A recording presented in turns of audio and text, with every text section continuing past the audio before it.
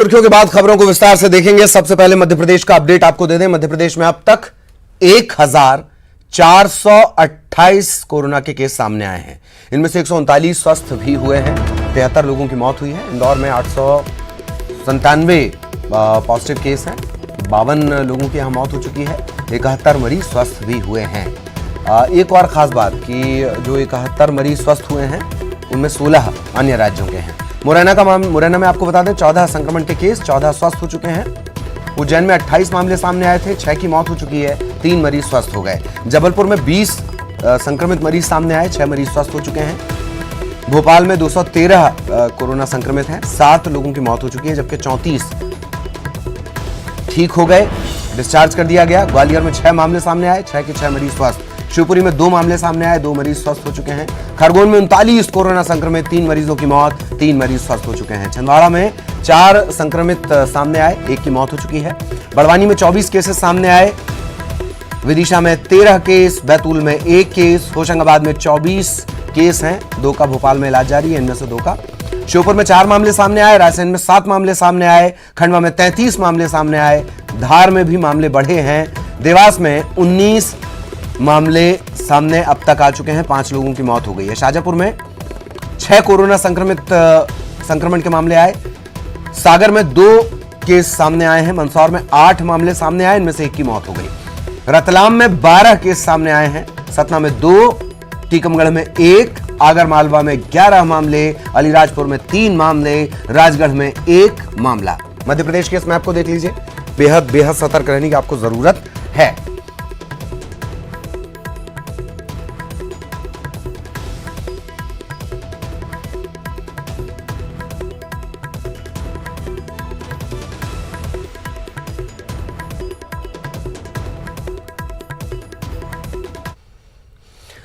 और अब बात इंदौर की करेंगे, जहां 7 नए संक्रमण के मामले सामने आए हैं। कुल पॉजिटिव मरीजों की संख्या 897 यहां तक पहुंच चुकी है। 2 और मरीजों ने दम तोड़ दिया। अब तक यहां से देखा जाए तो 52 लोगों की, इंदौर की हम बात कर रहे हैं, 52 लोगों की यहां मौत हो चुकी है। डॉक्टर्स भी इसमें शामिल हैं। कोरोना संक्रमण के मामलों में भी डॉक्टर्स शामिल हैं। ये अकेले इंदौर में है। बहुत तेजी से इंदौर, पूरे देश की निगाहें अब इंदौर पर टिकी हुई हैं। बहुत तेजी से यहां का आंकड़ा बढ़ रहा है।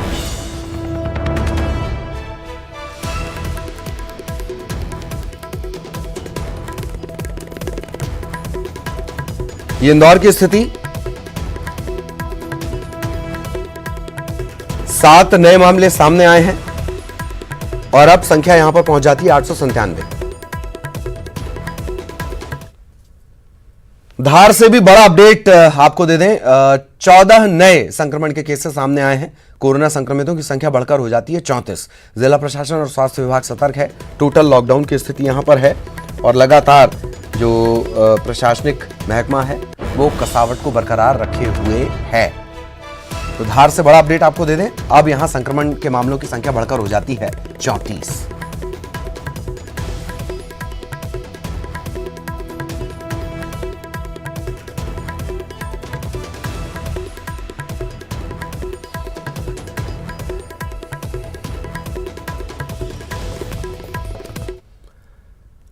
नरसिंहपुर से भी मिल रहा है बड़ा अपडेट। जबलपुर से फरार हुआ कैदी, 50 तकरीबन 50,000 का इनामी था, आखिरकार गिरफ्तार कर लिया गया। बदनपुर से ये पकड़ा गया है और जबलपुर मेडिकल अस्पताल में ये भर्ती था, वहां से फरार हो गया था। कोरोना संक्रमित ये है, अस्पताल से फरार हो गया था। 50,000 का इस पर इनाम रखा गया था। इसने एक बाइक चुराई। बाइक के जरिए जब ये कोशिश कर रहा था बाहर भागने की, तब इसे गिरफ्तार किया गया है। तो नरसिंहपुर से राहत भरी खबर, कम से कम जबलपुर के लिए बेहद राहत भरी खबर। गिरफ्तार कर लिया गया है ये 50,000 का इनामी फरार कैदी।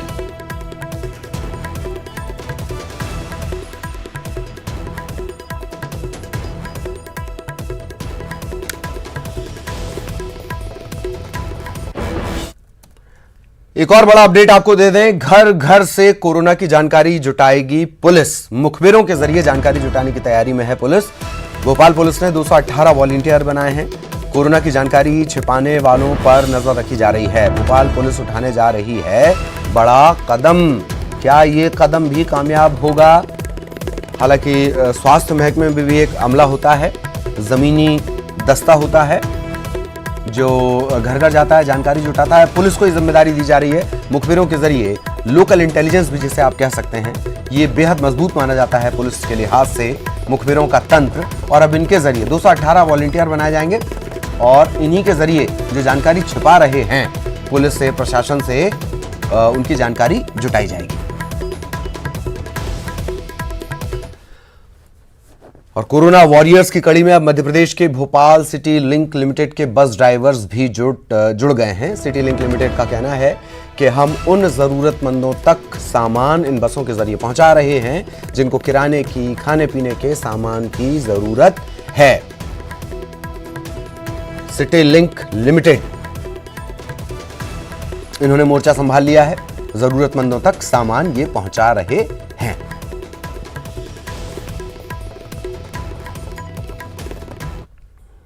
नर्स और पुलिसकर्मी कोरोना वॉरियर्स की भूमिका निभा रहे हैं, लेकिन आप देख सकते हैं कि एक और कोरोना वॉरियर्स की तस्वीर हम आपको दिखाने जा रहे हैं। ये भोपाल सिटी लिंक लिमिटेड नगर पालिका निगम भोपाल की बसेस के ड्राइवर है जो कोरोना योद्धा हैं, यानी संकट की इस घड़ी में ये इन बसों को उन जगहों तक पहुंचाते हैं जहां से फ़ोन कॉल आता है कि यहाँ पर किसी व्यक्ति को क्वारंटाइन सेंटर तक ले जाना है। तो इन बसों की मदद से अब लोगों को क्वारंटाइन सेंटर तक पहुंचाया जा रहा है जिनको क्वारंटाइन किया गया है। इस वक्त हमारे साथ भोपाल सिटी लिंक लिमिटेड के पीआरओ हैं संजय दुबे, उन्हीं से जानते सर किस तरह से बसेस का उपयोग अब क्वारंटाइन सेंटर तक लोगों को पहुंचाने के लिए किया जा रहा है? जो भी हमारे पास रिक्वायरमेंट आती है, फ़ोन आता है, तो उसके हिसाब से हम बसेस भेजते हैं और बल्क में कोई पेशेंट्स रहते हैं तो उन्हें क्वारंटाइन करने के लिए जो भी निर्धारित प्लेस निर्धारित की जाती है वहाँ तक भेजते हैं, क्वारंटाइन सेंटर तक। जैसे कोई किराना व्यापारी हमसे कांटेक्ट करता है तो उसको हम बस प्रोवाइड कराते हैं। वो बस में अपने पैकेट्स बना के, छोटे छोटे पैकेट्स बना के वो सर्जी पार्लर तक रखवाते हैं ताकि लोग आसानी से उस सामान का उपयोग कर सकें। बाहर से सामान आ रहा है तो वो भी बसेस का उपयोग कर रहे हैं? हाँ, जैसे रिक्वायरमेंट अगर है तो हम वहाँ भेज रहे हैं बसेस, और बसेस को भेजने से पहले हम पूरी फुल सैनिटाइज भी करते हैं। अभी जैसे आपने देखा कि ड्राइवर कंडक्टर्स अभी जो भी है हमारे पास सबको किट अवेलेबल करवाया है, मास्क अवेलेबल कराया है, ताकि मतलब जो भी सर्विसेज दे रहे हैं मतलब अपना बचाव भी साथ में करते रहें। सुबह और शाम सैनिटाइज भी कर रहे हैं? जी बिल्कुल, सुबह और शाम बसेस को सैनिटाइज भी कर रहे हैं, लेकिन यहाँ पर ये जो कोरोना वॉरियर्स हैं इनको संक्रमण से बचाने के लिए पीपीई किट दी गई है, ग्लव्स दिए गए हैं, मास्क भी दिया गया है ताकि ये जो लोगों की सेवा में तैनात हैं वॉरियर्स, इनको किसी भी तरह से कोई संक्रमण ना हो। और इस तरह से जो बसेस हैं, जिन बसों का उपयोग सांची पैलेस तक किराना पहुंचाने में मदद की जा रही है, तो वहीं दूसरी तरफ क्वारंटाइन किए गए लोगों को क्वारंटीन सेंटर तक पहुंचाया जा रहा है एनबीसीसीएल के इन बसों के द्वारा। यानी अब जब लॉकडाउन के दौरान लोग घर से बाहर नहीं निकल रहे तो इन बसों का इस तरह से उपयोग किया जा रहा है। कैमरामैन अजय तंवर के साथ रंजना दुबे, न्यूज़ 18 भोपाल। और कोरोना को लेकर छत्तीसगढ़ से एक अच्छी खबर ही कही जा सकती है। 3 दिनों में यहां एक भी पॉजिटिव मरीज नहीं आया है। आखिरी बार 16 अप्रैल को यहां मरीज मिले थे, 3 मरीज, और कोरोना पीड़ितों की कुल संख्या 36 है। यहां पर 25 पूरी तरह स्वस्थ हो चुके हैं। 11 एक्टिव मरीज हैं जिनका रायपुर एम्स में उपचार जारी है। और 3 दिनों से, जैसे कि हमने आपको जानकारी दी, आखिरी बार 16 अप्रैल को यहाँ मामले सामने आए थे, 3 मरीज सामने आए थे, और उसके बाद से यहाँ कोई संक्रमण का नया मामला सामने नहीं आया है। 11 एक्टिव मरीज हैं जिनका रायपुर एम्स में लगातार उपचार जारी है। ज्यादातर जो मरीज हैं यहाँ के वो कटघोरा से जुड़े हुए हैं।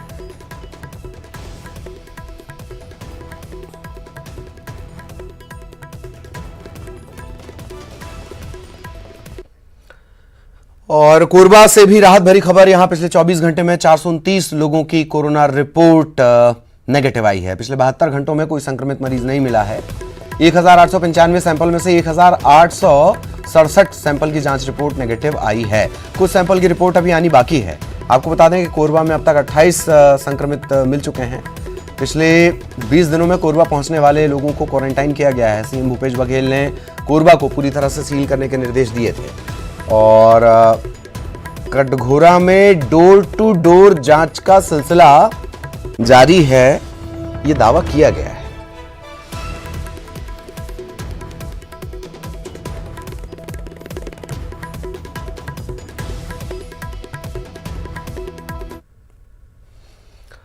तो कितने अचरज की बात है कि कोरोना को लेकर सरकार की वाहवाही हो रही है, उसके मॉडल का जिक्र हो रहा है, और रायपुर में पीलिया का कहर जारी है।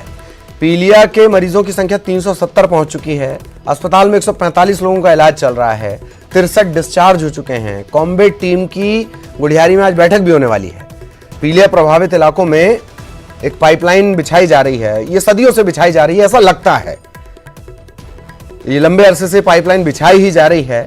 इसमें तारनुमा, पॉलीथीन, एल्यूमिनियम, कंपोजिट पाइप का इस्तेमाल हो रहा है। ठीक है, अच्छा पाइप होगा, पाइप की बात है, पर ये बिछ क्यों नहीं पा रहा है? इस पाइप में लीकेज की समस्या नहीं है, आती है, ये दावा किया जा रहा है। वो भी बहुत अच्छी बात है, पर बिछ क्यों नहीं पा रहा है? छत्तीसगढ़ के 9 शहरों में इसी पाइप का इस्तेमाल किया जा रहा है अमृत मिशन के तहत।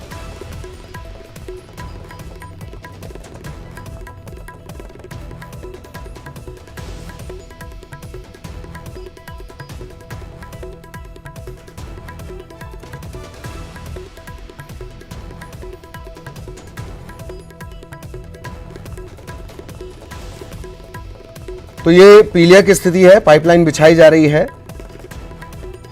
और पीलिया के मरीजों की संख्या 370 पहुंच चुकी है। ये बहुत पुराना ये किसी श्राप जैसे आप समझ सकते हैं राजधानी रायपुर के साथ। और ऐसा नहीं है कि इसके लिए किसी ने फटकार नहीं लगाई हो। हाई कोर्ट लगातार फटकार लगा रहा है। बावजूद इसके आज की संख्या में यहां पर केस कितने हैं वो हम लगातार आपको बता रहे हैं। 300 से ज्यादा केस हैं। इसे कहर ही आप कहिए, रायपुर में पीलिया का कहर। पहली बार आया हो तो समझ भी आता है। 370 मरीजों की संख्या पहुंच चुकी है। मैंने आपको कहा था यह आंकड़ा चौंकाने वाला है। कोरोना के संक्रमण देख लीजिए और पीलिया के संक्रमण देख लीजिए। 145 लोग भर्ती हैं। कोरोना का हमारे पास इलाज नहीं है, पीलिया का हमारे पास इलाज है। फिर भी ये हर बार उसी तरीके से होता है। इकोलाई अद्भुत है। एक सरकार पर इकोलाई वायरस बिल्कुल भारी पड़ रहा है। कोरोना के बीच पीलिया का कहर और अकेले रायपुर में ये स्थितियां हैं।